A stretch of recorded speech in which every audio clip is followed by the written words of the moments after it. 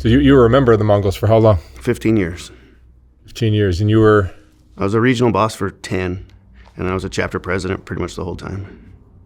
How'd you first get into that whole scene? Man, so I grew up like in the anti-racist skinhead scene, and we were riding Vespas and stuff, and started riding motorcycles with my twin brother. This is where? In Portland, Oregon. I started riding motorcycles with my twin brother, and man, it was just one of those things that like I got enamored with it. So I read like every book about motorcycle clubs, and wanted to know more. And then I met a guy in a club called the Outsiders, which was like a small club in Oregon, and started hanging out with them. I was real, learning the culture. I thought it was really cool, and just kind of jumped all in, man. And then I moved to Reno and started hanging out with the Vagos, and I was pretty excited for that because they were younger guys. Like I was like 25.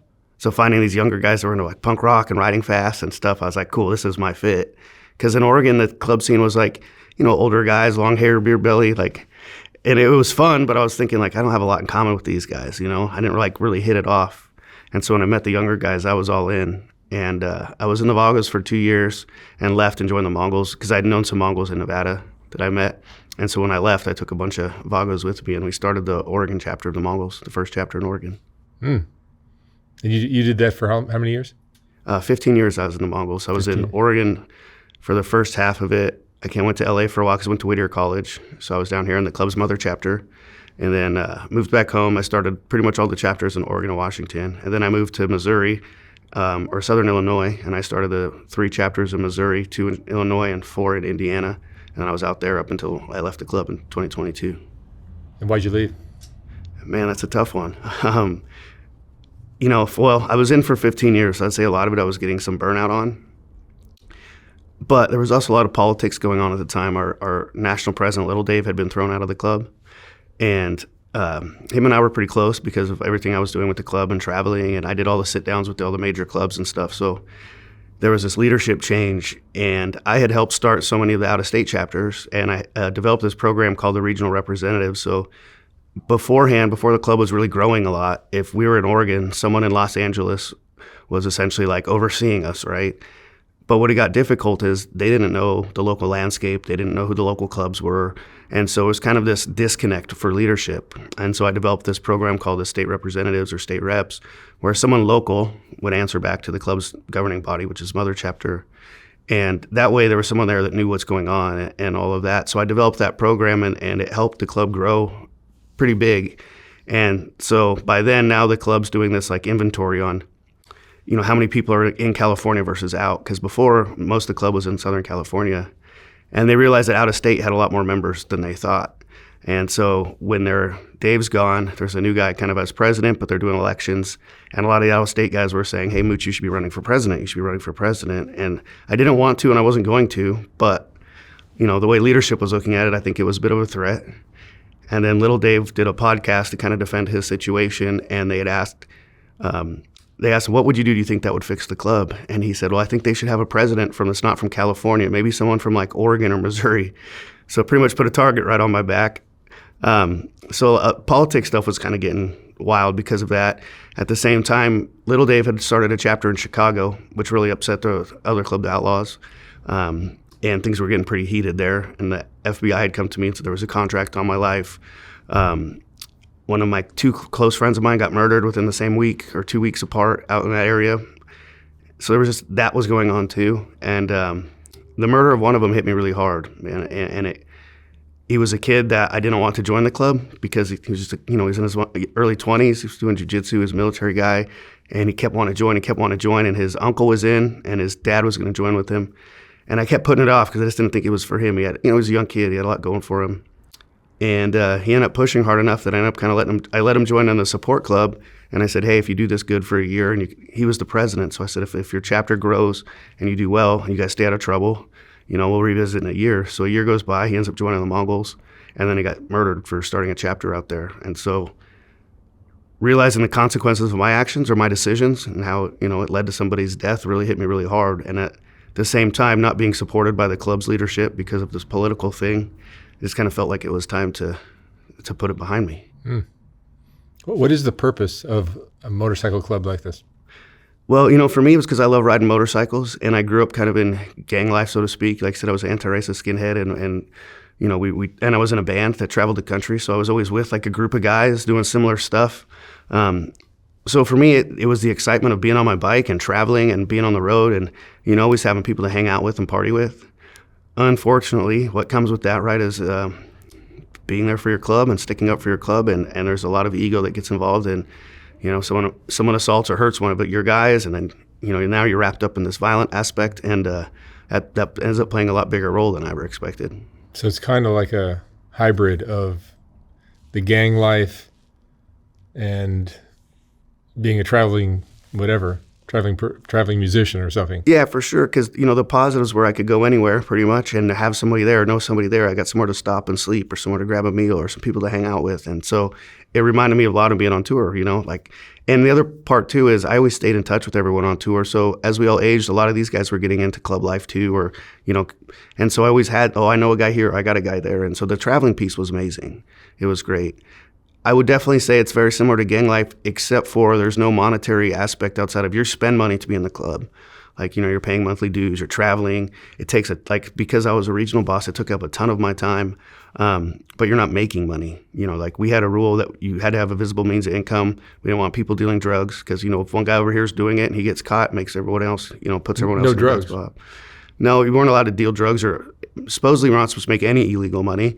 I'm sure there's some people that do individual stuff. Because motorcycle clubs are notorious for that. Yeah, absolutely. You know, honestly, a lot of that I think is pretty dated for the fact that, you know, we know for a fact, you know, 60s and 70s, things were a little crazy, but with the amount of ATF pressure and, you know, all the federal heat, and you're wearing a patch who identifies you going down the road, it's pretty hard to be low-key when it comes to stuff like that. And so after Operation Black Rain in 2008, we kind of mixed things up a little bit, and we wanted to make it so that we didn't have people dealing drugs. You had to have visible means of income, full-time job, or unless you're retired, or, you know, something like that.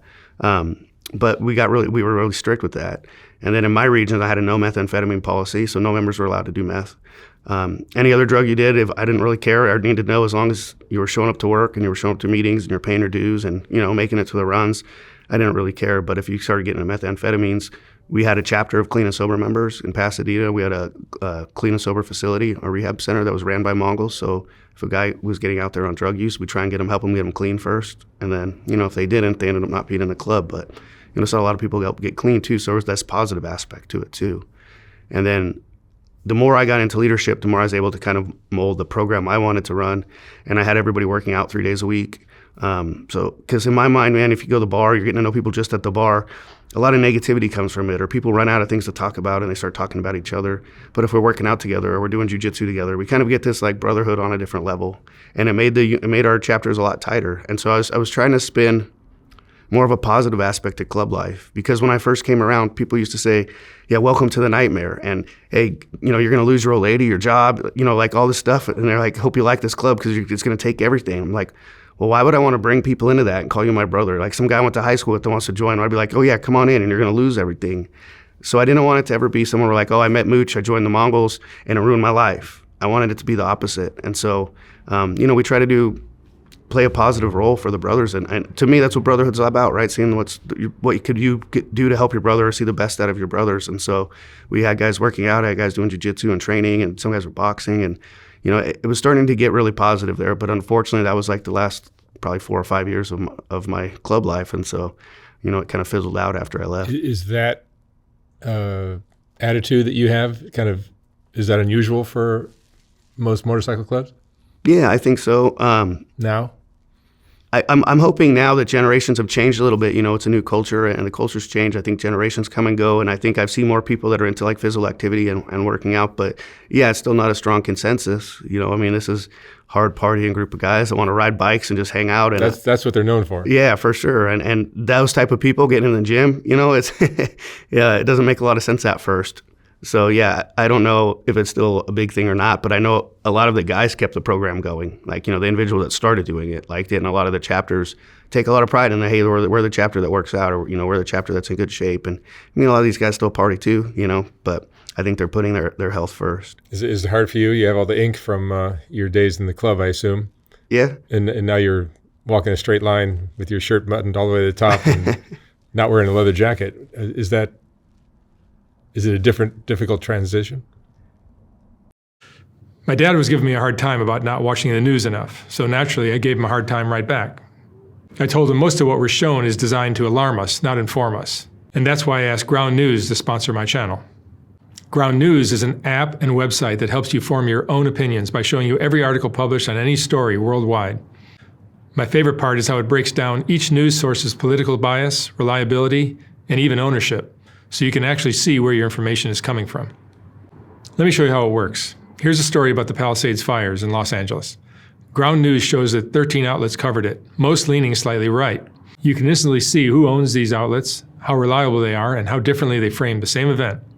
Some headlines focus on firefighter decisions, others on weather and risk. Same story told through two very different lenses. I also like their blind spot feed. It highlights stories that are covered heavily by one side but ignored by the other. It's a simple way to step outside your own echo chamber. So if you're tired of being told what to think, check them out at ground.news/SWU. You'll get 40% off their Vantage plan, and by subscribing or even gifting it to someone, you're supporting independent thinking and this channel directly. Again, that's ground.news/SWU. Thank you for watching. Yes and no. So I had Mongols tattooed really big on the back of my head, and I covered that up. So initially when I left the club, I retired and I was in good standings. And I covered it up just because I didn't want to represent something I was no longer in. You know, I mean, it's not like something I could put a shirt on and you can't see it. It's on the back of my head. And I'm bald, so I shave my head all the time. And then I put in bad standings. And But your arms and your neck and everything else. Yeah, I don't have a lot of club tattoos left. But yeah, I mean, that's my lifestyle, right? And I can tell. And I don't know if I would call it a negative. I'm a mental health therapist now, and I feel like people can look at me and so see that I can understand their story and know their story. And so I try and see it as a positive, man. It tells my story. You can see that I came from somewhere. So no, I'm still kind of proud of it, man. I don't think it changed me too much. So you're a therapist now? Yeah.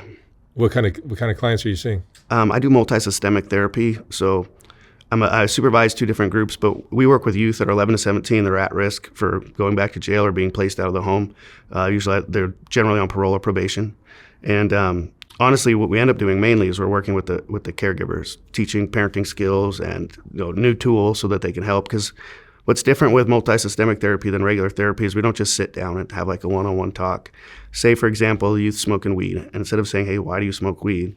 We look at all the systemic, what we call them drivers, so like what's pushing that behavior. So look at all the systemic drivers to it and potentially like, okay, well, where does he get it? What's the access piece? Does he have negative peers that he smokes with? Where's the supervision? Like where's the supervision gap where he could go smoke weed? And then we develop interventions with the caregivers there. So maybe they're increasing supervision and they're changing what peers he hangs out with, or maybe he's no longer getting paid cash for his chores or something else. But we look at all those drivers, and so that we could teach the parent these skills so that when we're no longer in the home, they can follow through. And our studies, I'm going to forget the percentage, but it was over 80% of low recidivism, youth staying out of the programs. And so, it's been really cool. It's an evidence-based program, so it's, changing quite a bit. But it's been really positive. And to get in there and help these kids change their lives, it's been awesome. Was this inclination that you have part of you before, like since you were a young man, or is it something that developed? Good question. So while you were doing this? I grew up in my family, almost everyone is like a school teacher or a sports coach. And so they were kind of all in this helping profession in some way. My mother's taught for special ed. My twin brother owns an adult foster care home. And so it was kind of already in my, ingrained in the family. But I got a felony at 16 and then an adult felony at 18. And so I was like, well, I don't think teaching's for me. I can't go to school. I probably won't be able to get this job. Were you the black sheep? Yeah, for the most part. Me and my twin brother got in a lot of trouble. And so I got in the band and started touring, and I had no interest in college or even wondering what I was going to do with my life outside of, I would do some random retail stuff. I managed a porn store for 5 years. Just whatever I could get a paycheck so I can go back on tour, essentially. And that was kind of my mindset in club life, and I was going in and out of jail. And one of the last times I was in jail, a guard was there, and he said, hey, I lost a bet. And I said, what do you mean? And he goes, well, I bet the other guys you wouldn't be back here, because he goes, you're not like these guys. And I remember looking around thinking that, I felt like, I wasn't doing drugs. I wasn't selling drugs. I mean, maybe some assaults, but I wasn't, and I'm not saying that's okay, but I'm just saying I wasn't living this criminal lifestyle, and I didn't feel like I did fit in there. And it really woke me up. It really was like, hey, I'm tired of going in and out of jail all the time. I need to figure out something for my life. And there was a brother, a Mongol down here named Richie Rich. who has his PhD in clinical psychology. And he's a big guy. He's blasted with tattoos. Looks like he just walked off the prison yard. And I was thinking, well, hey, man, if he could do that, maybe I can do it, you know? And when I was talking to him about it, he'd come back from Sturgis, and there was an altercation with the Hells Angels, so he lost his job. And he was saying it's hard time. This was several years ago, but he was saying it was hard for him to find a good job because all he was getting offered is jobs that paid $100. And he needs to make more than $100 a year. And I was thinking, shit, man, that's a good problem to have, right? So I decided if he could do it, I can do it. And I went back to school. I was on non-association from the club. I got busted in 2008 for attempted kidnapping, conspiracy to commit kidnapping against federal officers. And I beat it, but I got charged with reckless driving. And because of my crime, the severity of the crime, they gave me 5 years of supervised gang probation and a year in county jail. And so part of that probation was non-association. I couldn't hang out at the club, and my identical twin brother was in. And we had some informants in the chapter at the time, which I didn't know about. So every time I hung out at the club, I'd go back to jail for 2 or 3 months. I'd get out, and I'd go back to jail. And, because of my position in the club, when I'd go to jail, it was 23-and-a-half-hour-a-day lockdown, single cell. So, it was pretty boring and not a lot of fun. And so I kind of wanted to change that up. And so I wasn't supposed to be hanging out at the club. It was 2008, and I went back to community college initially to get my 2-year degree in drug and alcohol counseling. And about halfway through that, I really fell in love with psychology, so I ended up staying for my bachelor's degree in psychology or social behavioral studies. I went to Whittier College down here for a while, and then went home and finished it up in Portland. And then I kept going to get my master's degree in social work. So while I was in the club, I was also kind of living this other role of being a student. And, these liberal arts colleges. And it sounds like you were almost kind of cornered into taking a straighter path because of all the problems you were getting.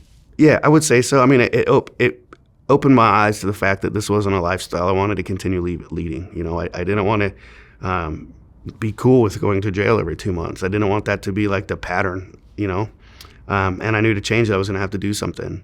And so, the more I got into psychology, the more I found out, okay, even though I'm a tattooed, I'm a felon, there's some doors open for me. And the more I got into it, and then I kind of started making my own path. Well, I'm sure having the look and the history that you have probably really makes you effective with certain types of at-risk youth. Yeah, and that was always kind of my argument, right? When I was interviewing for school or internships and stuff is, as a therapist, we don't really self-disclose, but I don't need to, right? Because like you're saying, a youth can look at me and say, okay, this guy gets it, or I'm not going to be able to BS him. But yeah, to me, it's a strength, and it ends up playing a really strong role.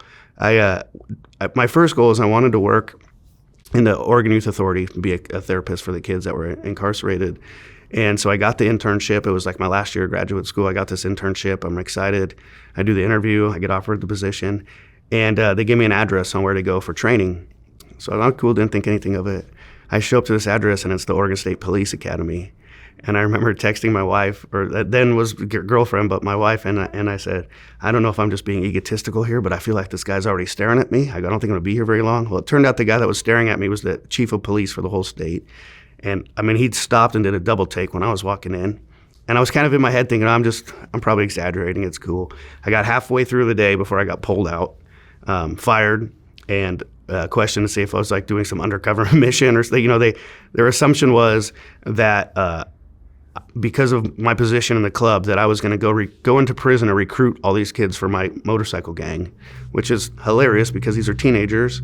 They don't have motorcycles. And when I think went to school for 8 years for this big elaborate ruse, right? So I was very upfront and honest with them when they asked if I was in the club. I'd explained, again, like we were kind of talking about, why I thought it was positive and what I bring to the table and what I could do, And I still got fired, and so I sued them for wrongful discrimination, and I won.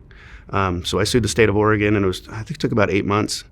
The frustrating part is when I won, it was all over in the paper, and I was right around the time I graduated and was looking for a job. So it's like Mongol leader sues the state, and here I am, at the Department of Children and Family Services doing another internship, and it just kind of at the same time I was really getting into jiu-jitsu. I was over 10 years into the club by then, and I was kind of like shifting my focus. And I knew that if I stayed in Oregon, I was going to keep staying super active, and because I helped start all those chapters, I was overseeing the region. So I was kind of looking for a way out, and I initially had decided I was going to retire because I was training a lot, and I just had my focus on other things. And so I moved to Southern Illinois. So there was a jiu-jitsu team I was training with in Los Angeles. I met them in Los Angeles, but they were out of Illinois. And at the time, I was training at the Orlando Sanchez and some of these big name guys in Los Angeles. And, I thought I was God's gift to jiu-jitsu because I grew up wrestling and stuff. And the guys on his team, I was beaten pretty easily. And I was new, so I thought I was real good. And then these guys from Pedigo Submission Fighting come in, and turns out these guys live at the gym. They live on the mat. They travel together. It reminded me of like the punk rock days. They're touring together. These guys aren't like financially, they're not doing really well. Like I said, they're just kids, and they're struggling to eat together, and everything. The community of it I really liked. And when they came walking in, kind of disheveled, and weren't all clean cut like everyone else. And this kid, he's probably 119 pounds, comes up, and it was my turn to roll with him. And I'm thinking, he's a little emo kid with his haircut like this. And I'm thinking, all right, cool. At very least, I was going to use my old man strength and pull this dude around. Man, he probably submitted me 6 times in one round. I mean, he just manhandled me. But for me, I said, okay, well, that's where I want to train. If this is what I want to do, just like with club stuff, I want to be the best at it. I want to go where the best people are. And so I talked to my wife about moving to Illinois, and she was just about to start her master's degree for dietetics and nutrition at Oregon State, and Southern Illinois University had the same program. I was trying to get back in the field of social work without everyone knowing who I was. And the biggest thing is there was no Mongols in Illinois. So I was thinking, okay, I could go out there, maybe be a nomad or half retired or something where I could still be somewhat active but not have all the responsibilities. At that time too, I was overseeing all the out of country chapters. I helped start the Mongols in Australia. I had gone to Thailand to meet with them. So I just had a lot on my plate. And so I moved out. We ended up moving out to Illinois to train with that team. And there was, in Missouri, there was 2 Mongols left in the Kansas City chapter. They were trying to rebuild, and then that was it. And when I had told Little Dave, our national P, I was moving out there, I said, I'm going to retire. And he goes, oh, you don't have to retire, man. Just, come to the national runs and just kind of do your thing out there. So I still kind of helped oversee some stuff, and I was still doing some of the out-of-country stuff. But I had a lot less responsibility. And it was kind of my way of, like, taking a step back. But it didn't take long before the guys were like, hey, I got these guys in St. Louis you should hang out with. So I started partying with these guys, and they were all big into weightlifting, and they came from the hardcore scene, and we hit it off really well, and they wanted to be Mongols. So, 6 months into it, now I started a new chapter. And just like all the issues I had in Oregon with the local clubs not wanting us to be there, I'm back at it here, but now in St. Louis. And it just kind of started back over again, and I ended up starting 3 more chapters in Missouri, and which led to somebody getting killed. And then in Illinois, we started 2 chapters there, and it essentially ruined our relationship with the Outlaws, which was a club we'd been cool with for a long time. And then people were getting shot and hurt over that too. And so, I went out there to take this step back, and then I ended up being jumped right back into it. And so when I left, I retired. I was in good standings, but I got pushed out bad. And instead of being upset about it, it was kind of good for me. I mean, this is on reflection, I suppose. But if I was still retired or in, I would always have 1 foot in, 1 foot out, and I know I'd get drawn back out. So the shove out the door, I think, is kind of what I needed to move on. How has your life changed now that you're doing this as opposed to when you were in the clubs? It's a lot less stress. And what I tell a lot of people, too, is I'm the same. Like, I joined a motorcycle club because I love riding bikes and hang out with my friends, and I still do that, and I'm still doing that. And I've never necessarily needed the patch. The patch didn't make me who I was. But I feel like I have tighter connections with the people I'm still with that are still here, because these guys aren't forced to be with me, or they're not trying to be my friend because of a position I'm in or anything like that. But it's also changed my life in a lot of positive ways, and where, I wrote my book, which I wouldn't have been able to do if I was in the club, which was really cool. You have a book? Yeah, I have a book called The Ride of My Life, and it's the story of growing up and then getting into the skinhead punk scene and touring, and then getting into motorcycle clubs, and then the transition. A lot of it in there is about my time leaving the club, because I wrote it pretty fresh after leaving, and then kind of what I do now. And then the other cool thing is I really feel like when people leave motorcycle clubs, generally you're spending a lot of your younger years, your formative years, involved in something, and becomes your identity, so to speak. And a lot of these guys, spend 10, 15, 20 years in club life, and then they leave. And I don't think, they struggle with identity, and they struggle with purpose. And a lot of these guys, it's just very similar. I've seen from some interviews and people I've worked with, from guys that leave the military, or even, law enforcement guys that leave, retire. Like, you have this big group of friends, and you have this purpose, and, I'm a Mongol and I'm doing this, and then that's all gone. And you got to find out what's next. I mean, who am I and what's my purpose in life? And for me, what's been cool is I joined this podcast called Patched with former Hell's Angel. I was invited to be on it after he read my book. And the initial goal was to show how we all have the same things in common. The only thing that's different is our patch. And for me, I saw, especially coming from the hardcore and punk scene, that no one really picked one club or the other. It's where you're from or who you knew, right? And so like back in the day, there was an old crew called FSU in Boston, and they went to the Outlaws. And then all the Southern California skinhead or punk gangs, they ended up going to the Mongols or the Hells Angels. And the ones in Northern California, they went to the Hells Angels. These were guys I knew. These were guys I was growing up with, playing music with. So it wasn't like we were instinctually enemies, right? And so I wanted to show the similarities for everybody, how it started. But the more guests we had on the podcast, we had a lot of ex-members.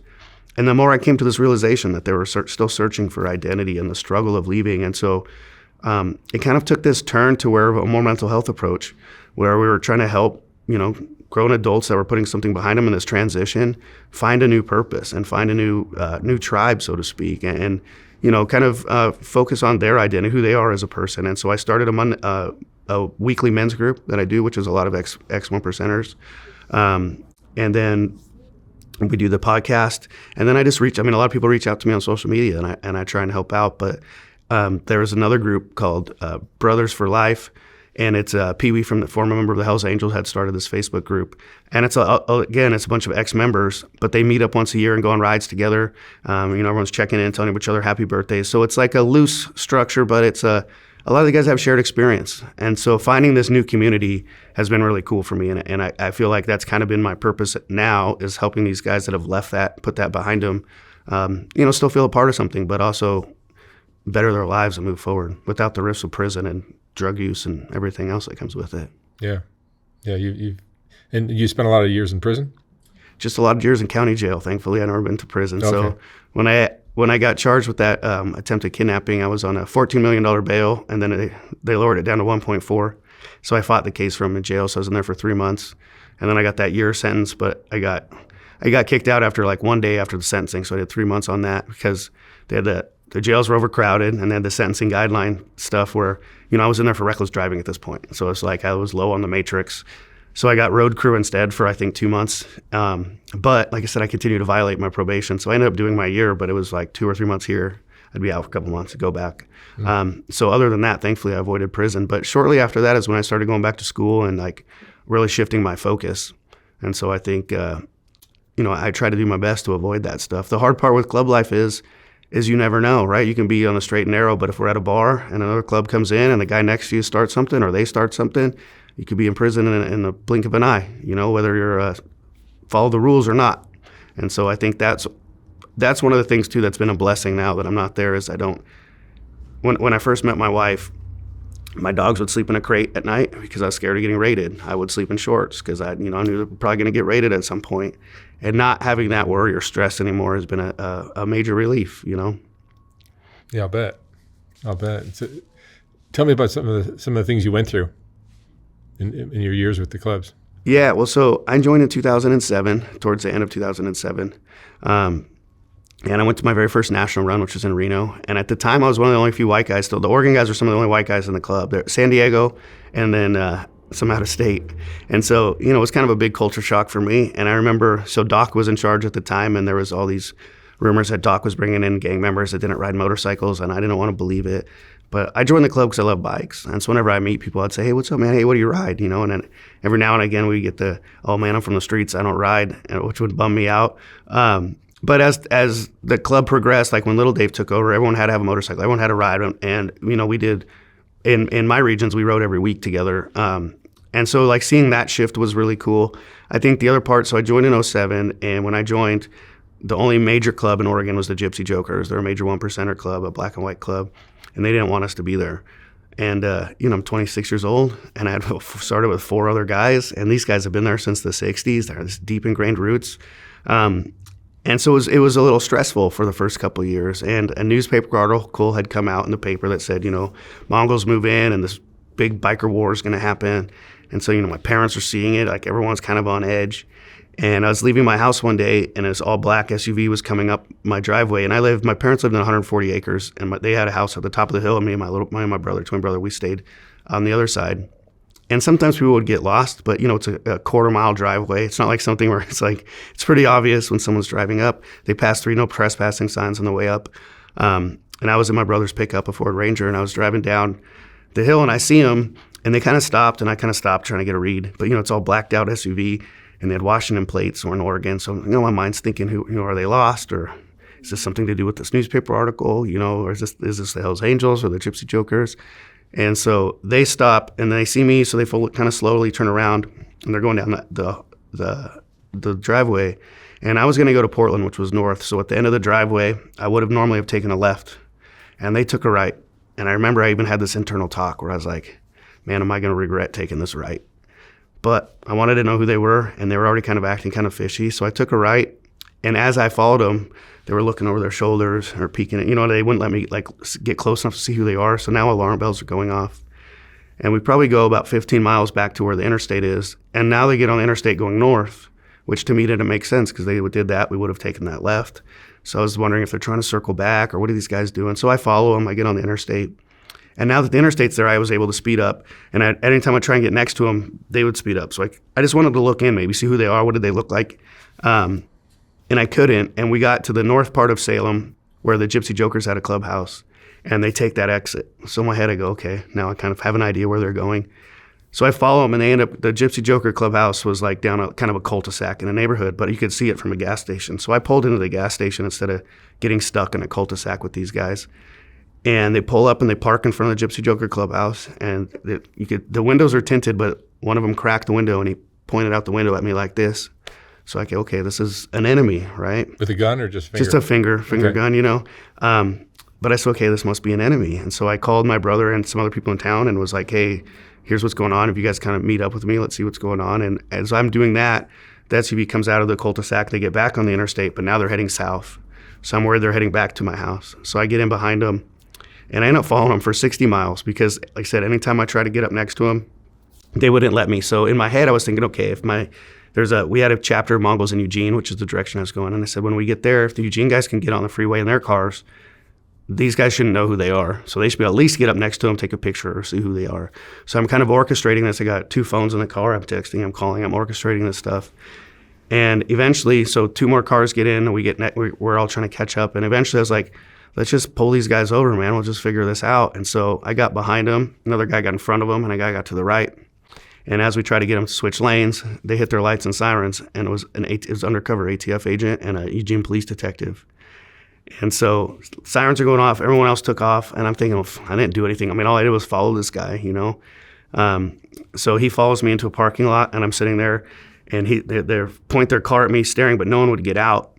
And I was just kind of sitting there waiting to see what was going to happen. And then I look in my mirror, and there's about 19 cops around me with guns out. And it was sketchy, right? So I get pulled out of the car, handcuffed, and I'm still thinking, like, what did I do, And the ATF agent walks up, and he's like goofing around. Oh, Mooch. What's going on? He said he was playing a game of cat and mouse, and like it was all jokes, And he goes, I didn't see you guys did anything wrong. He goes, I'm gonna cut you out of here in a minute.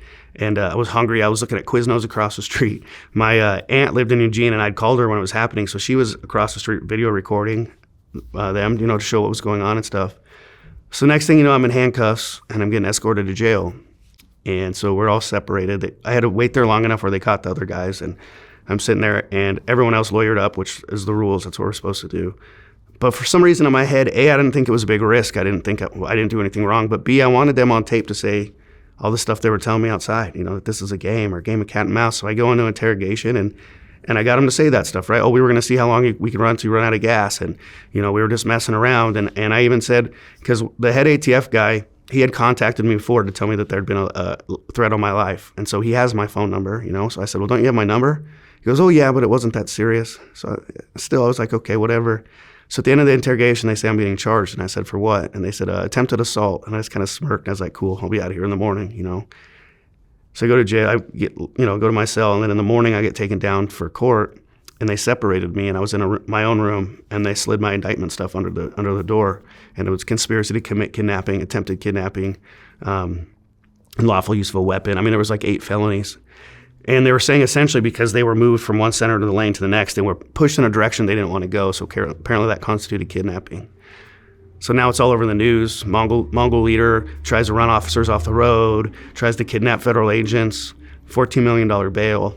And so I fought it. And what was crazy to me is I was young. I was really naive. And so I knew that, cops were trying to get the bikers, and I understand that. But I knew maybe that they lie a little bit. But to watch this guy on stand, the ATF agent, so we get the discovery, And when he came up to me to talk to me, and when he was joking around and stuff, another cop said, "Hey, we're recording," and they turned the radio up so you couldn't hear it. And he's sitting on the stand going, I was in fear of my life. So this when I was yelling at Mooch, I had my gun unhooked. I was telling him how dangerous this chase was and why would he put me in this position. And I was thinking, none of that happened, man. And like, that's crazy. Not even close to what happened. But I had a really good attorney, and I think they showed that these guys weren't very credible. And the fact that they went to another club's clubhouse is kind of a setup. So I got found not guilty of all of it other than the misdemeanor charges, the reckless driving. But because of that, now I had a target from law enforcement. So I had cops sitting in front of my house every day. I would, if I get pulled over, it'd be eight guys. I took a girlfriend out to dinner one time, and the ATF showed up and ran all the receipts to make sure that I wasn't there with other Mongols. And it just really opened the door to a lot of police harassment. Because by then now I have a charge on my record that they say was against law enforcement. And so that also played another big role in me leaving too. But it didn't help. I moved to Illinois and working in social work. And there was this thing called the Meth conference, which was like a bunch of social workers and drug and alcohol counselors. And there's like breakout rooms with different sessions where you can learn stuff, and one of them was called Outlaw Bikers. And so I was like, this is interesting. I'm curious to see what they're going to have to say, So I go in there, and the detective leading it, he's just staring at me. And again, it was one of those positions like, I had Mongols in the back of my head, but I'm sitting in the back. I'm with some female coworkers who have no idea about any of this type of stuff. And I'm thinking, he's not really staring at me. And all of a sudden, he slams his computer shut and he storms off. And another officer comes in and he says, "Oh, Detective Green had to leave for a work emergency." And I was like, "Oh, whatever." He goes, "But we're not going to do outlaw bikers. We're going to do street gangs." So switched it up. Okay, whatever. Class gets over. I get hemmed up right away. They thought I was a plant to see what he was talking about. Well, it turns out this Detective Green is close friends with the detective in Eugene. They're both on the outlaw motorcycle gang investigators. They all know each other. So he knew exactly who I was because his buddy was the one that was the victim of my crime. So he tried to get me fired from work. He called the jiu-jitsu gym and tried to get me kicked out of that. They tried to get the local police because they're like, "Well, he's going to be trying to start a chapter, so you need to ticket him every time he goes out." I mean, just really stirred the pot for a while. And thankfully, the environment there was a little different. And I think, I was doing a good job, so my work didn't really seem to care. Obviously, my jiu-jitsu gym didn't care. But it was kind of a culture shock. I mean, it was eye-opening that, I could go halfway across the country and still have these issues. So that was pretty wild. What is the attraction for a young man to want to be in a biker club? Man, it's cool. It's a alpha male society where you're riding with your boys, and you get the camaraderie. You're spending this time on the road. You're going to great parties. There's women around. We always had we had our own clubhouses, so we got to throw all these cool parties. And it's the allure of being with like-minded people and just the group mentality. And then having that pride of saying, this is who I am. I'm a Mongol, or I got brothers here for me, and we back each other up, and it's definitely alluring, and it draws people in because, for me, I grew up as an identical twin. So I was always, I think, searching for identity, but I also always had somebody with me. And so having that culture, whether it was in a gang or in a club, or even now, like my jiu-jitsu team, or I was always in like a group of people, And so I think that always attracts males, or a lot of males, just to be in that tribe, to find their tribe. So I think that played a big role. Is the reputation that biker clubs have warranted? Yes and no. I think a lot of it's based off of old school knowledge, right? Law enforcement passed a lot of stuff that was happening in the 60s and 70s when, sure, these guys started bikes for their just hard riding, partying bunch, and then they didn't want jobs. And I think eventually they got big enough and they had some power and authority, and they kind of used it for whatever purposes. And some of that, I think, ended up being some nefarious reasons. But, a lot of it at the time was so they didn't have to have jobs so they could stay on their bikes. But, as the years go on and the investigations happen and these ATFs, less and less people are doing organized criminal activity. And in fact, our club had a rule against it. So if you got caught selling weed or something, A, you could get in trouble for the club, but B, no one's paying up, because the racketeering and everything else, right? So I think it changed the culture so much that the reputation I think that they're going to have a hard time beating to this day is just the violence. Like when I started those chapters in Illinois and people were getting killed over it, law enforcement would tell you, "Oh, the beef is over drug territory." And I say, I wish that was the truth, because then I would say, at least there's a meaning behind this, but it's ego. We were here first. This is our state. You didn't ask permission to be here. And you tell a group of guys that feel like they're tough guys and they're proud of where they come from that they can't be there, what do you think they're going to do? And so now you've got, all over the country, we see and read about these guys shooting and killing each other, and for nothing, unfortunately. And like I said, I wish it was we could say, oh yeah, it's because of the drug trade or, all the drug territory, all the stuff law enforcement says, but it's not. And it's crazy that they can't leave that stigma behind them because they keep doing it. You've kind of been on two very different sides of maybe the law, for lack of a better word. What is the difference between a guy who's a biker who's on the wrong side of the law, but sometimes is doing great things in the world, and somebody who's working law enforcement who's on the right side of the law, but sometimes does shady stuff? The narrative before was always the cop catches the bad guy and the bad guy eludes the police, right? And I wish it was that straightforward. But it's not. And in my book and some other podcasts and off air, we were discussing that, when I was hanging out with ex-Hells Angels, it was hard for me to wrap my mind around. Wrapping my mind around meeting former law enforcement was a lot harder challenge for me. And I say that because, like I said, there's undercover agents and guys that were perpetrating crimes or trying to get people set up for crimes. And so for me, I'm like, it's going to be hard for me to be cool with someone that was trying to ruin my life. It wasn't, they were catching me doing something illegal. Can you tell that one story without naming any names? Yeah. And so a mutual friend of ours was friends with an ATF agent, and he was saying, hey, you would like this guy. He goes, he's more outlaw than we are. And I sat there on that for a minute, and I go, that makes me dislike this guy. So he's busting people for breaking the law, but you're saying he does it too, and that's something I would have a hard time with. And there was a former undercover ATF agent that went into the Mongols, and there's this narrative that they go undercover and then they find this big criminal organization, but I've seen firsthand the reality is they go undercover and they're partying and they're doing all the cool biker stuff and creating friendships, and then they'll set people up. Like there was they'll find the brothers that are out of work, and for one example, he goes, here's a box of untaxed cigarettes, man, sell it to your brothers and give me half the profit. Well, most people in their 20s and 30s probably don't think that's a big deal, right? And turns out it's a federal crime, right? But a lot of people don't think that. Or sure, some of it's nefarious in the ways where, hey man, I'll give you $1,000 if you go drop this envelope across town. Sure, you probably know that's somewhat illegal, but does that mean you're a drug dealer or, you know what I mean, involved in organized crime? And one of the big ones they were doing, they call it street theater, where they would recruit guys to come support them and back them up in a drug deal. And it'd be an undercover ATF agent selling either confiscated or fake drugs to an undercover DEA agent. And they would ask some brothers to help back them up in this drug deal. Well, the members that would show up, and one of the paperwork, actually, one of the members, they offered him a gun. He said, I'm good. So they were convinced that meant he had his own. And if they didn't, they're giving felons firearms. If they know you're a felon, they give you body armor so that it increases your sentencing guidelines when you get caught. And these guys get busted for carrying a firearm in facilitation of a drug deal. And it wasn't that these guys were already doing that, right? These guys set it up. And so one of the guys that set that up tried to do that with me.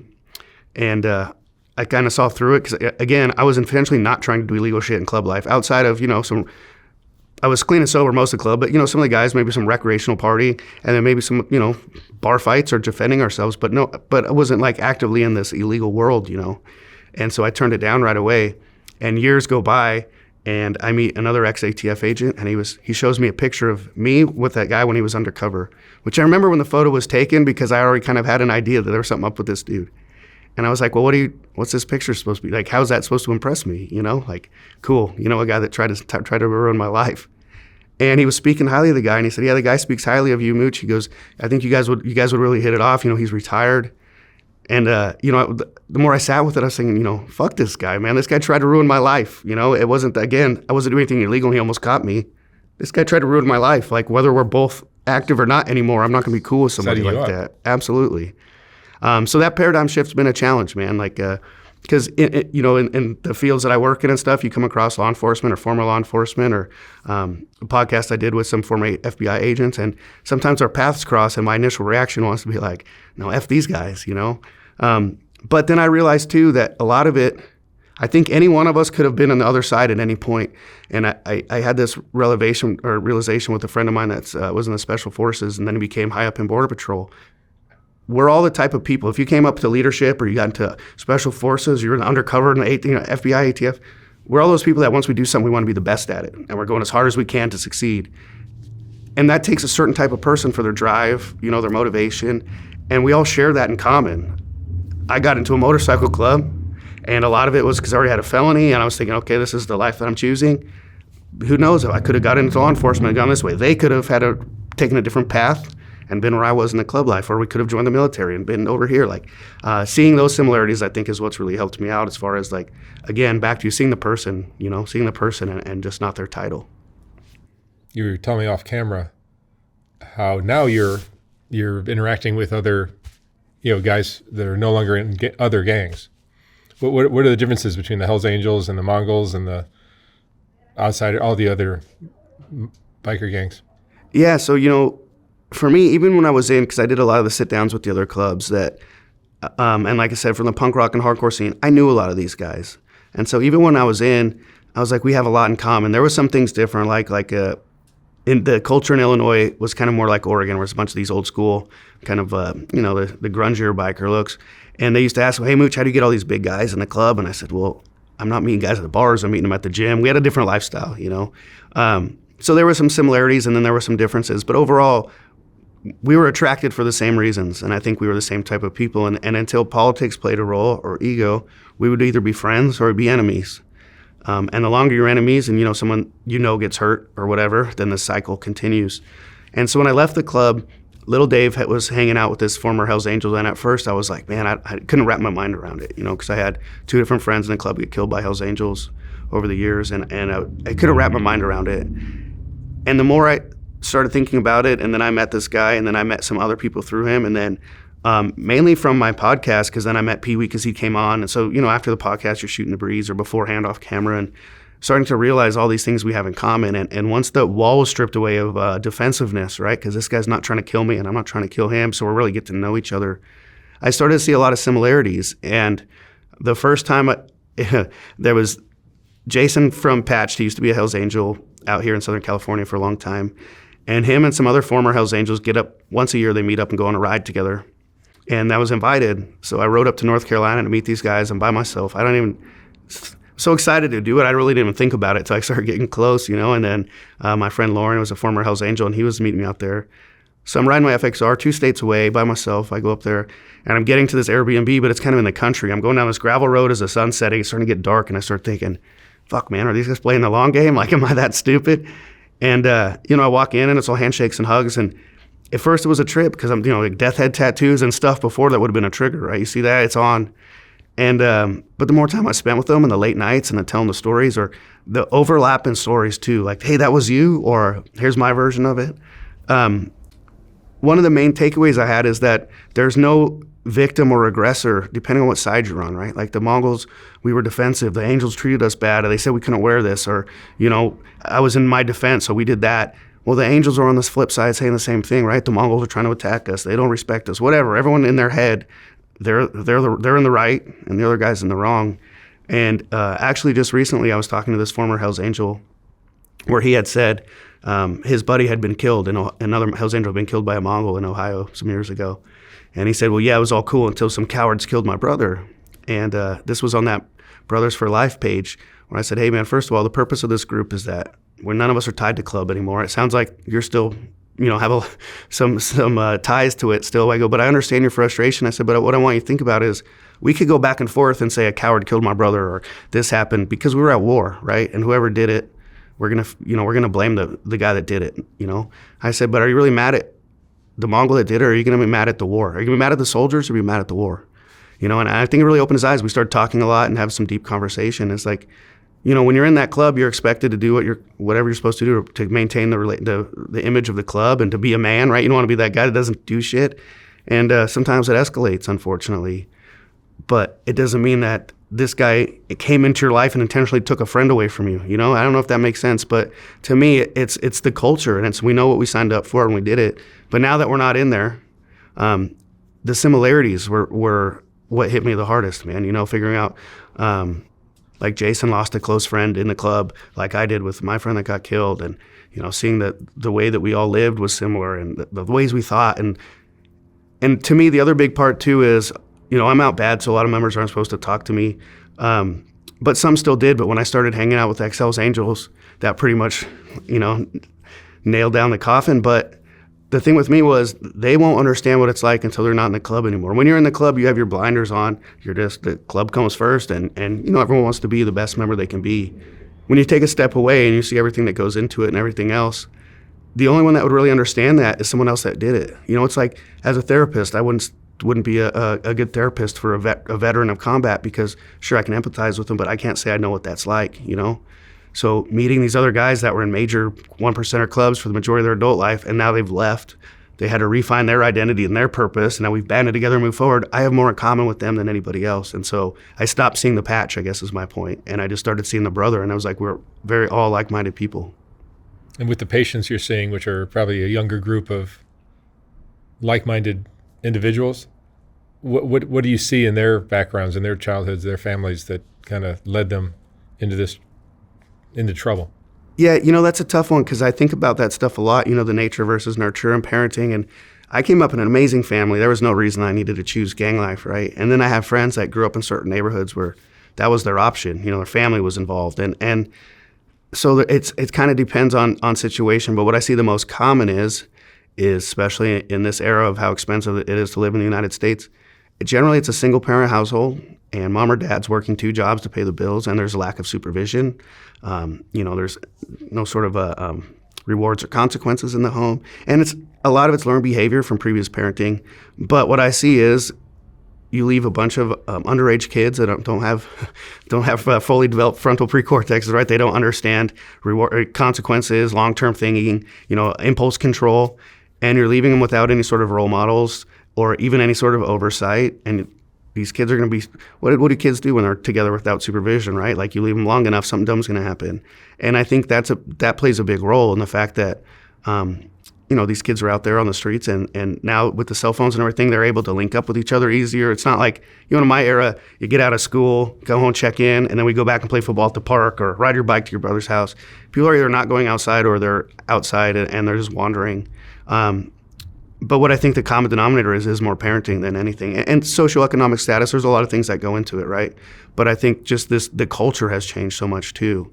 So to answer your question, you know, I'm not sure, because everyone gets drawn to these things for different reasons. You know, someone might have a history of abuse, or this person was, you know, different reasons where they want to find like-minded people. And for me, it started with team sports. You know, I was a wrestler, and I liked that, you know, especially with wrestling. And this is one thing that I do try and do a lot with the kids on my caseload, is get them involved in some sort of positive pro-social activity. If your parents are working but you're playing sports, you're still being supervised. You're learning these lessons. And something like wrestling or jiu-jitsu, boxing, there's a team aspect to it because you're traveling together, you know, and if you win, it goes points for the team. But there's a very big individual aspect to it. And if you go out there and you lose, you can't blame anyone else. You can't blame the quarterback, you know. And a lot of the times the blame falls on you. You didn't work hard enough. You were missing practices, you know. And so the lessons learned from that took me a long way, and I think that would help youth a lot these days.